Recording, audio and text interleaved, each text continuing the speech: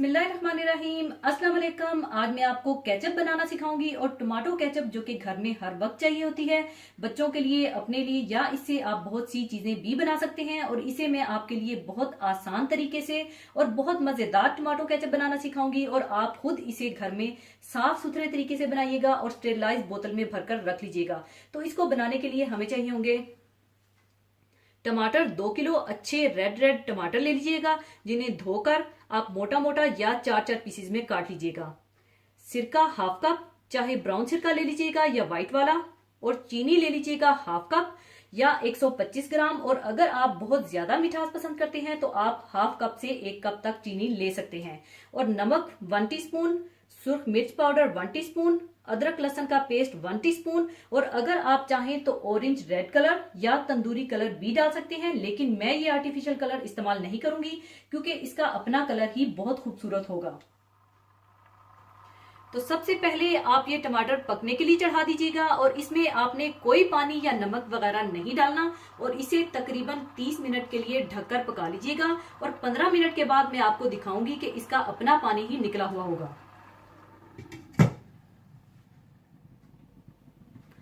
15 minute पकाने के बाद आप देख सकते हैं कि टमाटरों का अपना पानी ही काफी सारा निकला है। और इसे आप 15 से 20 मिनट और पका लीजिएगा।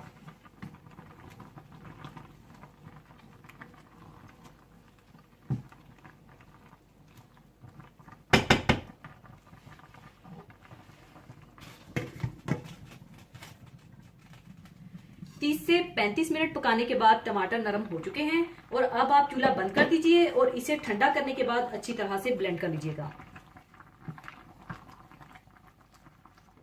थोड़ा ठंडा करने के बाद आप इसे ब्लेंडर में डालकर अच्छी तरह से ब्लेंड कर लीजिएगा।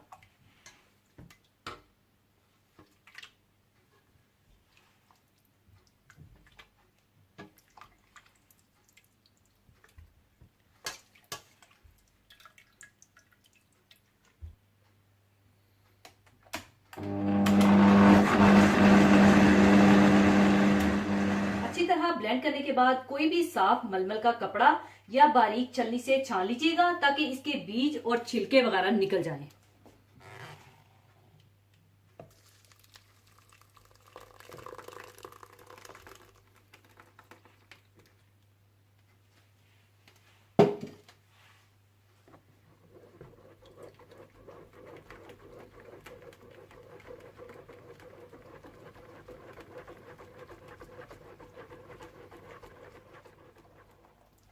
बारीक छलनी से छानने के बाद आप इसे दोबारा पकने के लिए चढ़ा दीजिए।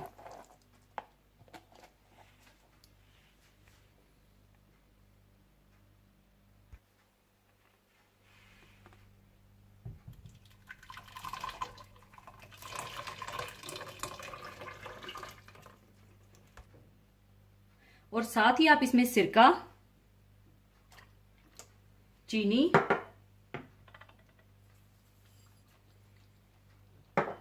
नमक, सुर्ख मिर्च पाउडर और अदरक लहसुन डालकर अच्छी तरह से मिला लें।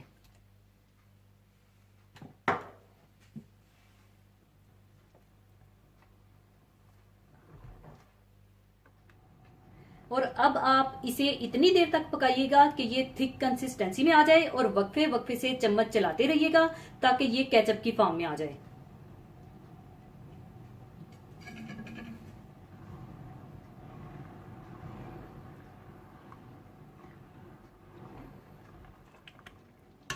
चालीस से 45 मिनट मीडियम आंच पर पकाने के बाद आप देख सकते हैं कि टमाटो केचप थिक हो चुकी है। और चूल्हा बंद कर दीजिएगा और अब आप इसे ठंडा कर लीजिएगा और किसी साफ सुथरी, खुश्क और स्टेरिलाइज बोतल में डाल लीजिएगा। और ख्याल रखिएगा कि जब तक केचप ठंडी ना हो जाए तब तक आप बोतल का कवर मत बंद कीजिएगा, वरना केचप खराब हो सकती है।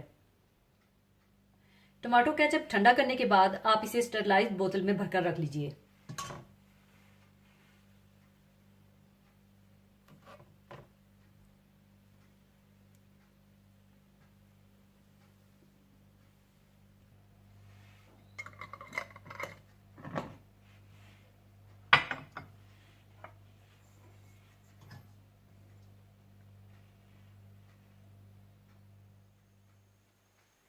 लीजिए, माशाल्लाह बेहतरीन होममेड केचप तैयार है और इसे आप फ्रिज में रखिएगा और आराम से काफी दिनों तक आप इसे इस्तेमाल कर सकेंगे।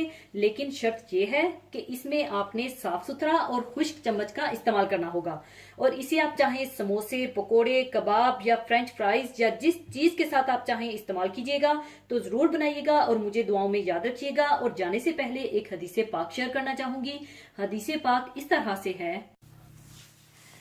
हजरत जाबर रजी अल्लाह ताला अन्हो से रवायत है कि रसूलुल्लाह सल्लल्लाहु अलैहि वसल्लम ने कब्र पक्की बनाने से और उस पर अमारत बनाने से और उस पर बैठने से मना फरमाया है। कब्र सफरे आखिरत की पहली मंजिल है, जो मोमिन के लिए जन्नत का एक बाग और काफिर के लिए दोज़ख का एक गड्ढा है। नबी अकरम सल्लल्लाहु अलैहि वसल्लम ने कब्र के मुतल्लिक बहुत वाज़िया हदायत दी हैं। इस हदीस के हवाले से चंद हदायतें मौजूद हैं। एक हदायत ये की गई है कि कब्र देखने में इस कदर सादा हो कि इसको देखकर इस दुनिया के फानी होने का एहसास हो और आखिरत की याद और फिक्र दिल में पैदा हो। इसीलिए इसको पक्का करने और इस पर अमारत खड़ी करने से मना फरमाया गया है।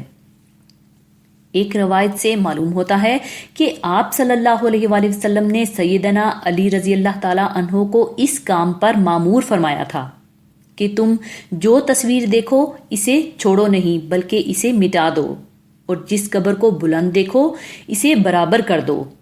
यहाँ मिटाने से मुराद ये है कि इसे इतनी नीची कर दो कि जमीन की सतह से करीब हो जाए और सिर्फ उसका निशान बाकी रह जाए।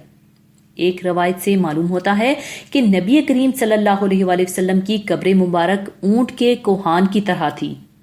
चुनाचा कब्र को एक बालश्त ऊंचा रखना मुस्तहिब है। दूसरी हदायत यह है कि इस पर बैठना मना है। कब्र पर बैठने से इसलिए मना फरमाया गया है कि ये मोमिन के इकरामो शर्फ के खिलाफ है। इस तौर पर कि कब्र के ऊपर चढ़कर बैठने से साहिबे कब्र की तहकीर और बेवकती लाजिम आती है। एक और हदीस शरीफ में यूं आता है कि ना कब्रों पर बैठो और ना उनकी तरफ रुख करके नमाज ना पढ़ो। कब्र की तरफ रुख करके नमाज पढ़ने से मना करने का खास मकसद उम्मत को शिर्क के शुबा से भी बचाना है। और इसी के साथ मैं आपसे इजाजत चाहूंगी। अपना बहुत ख्याल रखिएगा, दुआओं में याद रखिएगा। अल्लाह हाफिज।